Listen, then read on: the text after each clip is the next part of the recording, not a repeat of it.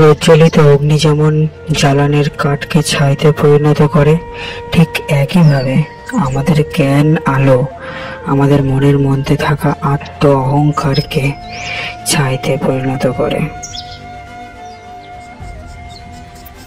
যে ব্যক্তির মন তার শত্রু এবং বন্ধুদের মধ্যে সম্পূর্ণ ভেদাভেদহীন, কেবলমাত্র তিনি হলো গিয়ে পরম শান্তির অধিকারী।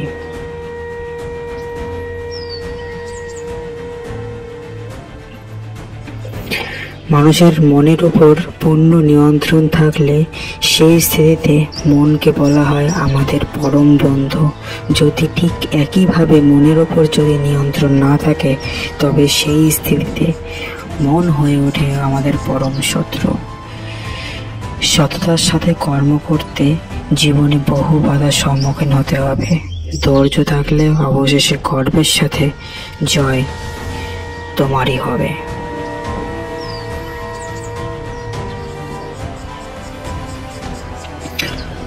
অন্ধকারময় সময় হলো জীবনে সঠিক আশার আলোর পথ প্রদর্শক।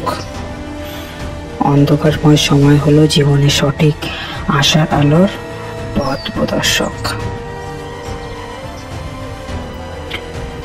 নিজের সাথে সর্বদা অপরের তুলনা হলো মানুষের দুঃখের প্রধান কারণ। নিজের সাথে সর্বদা অপরের তুলনাই হলো মানুষের দুঃখের প্রধান কারণ।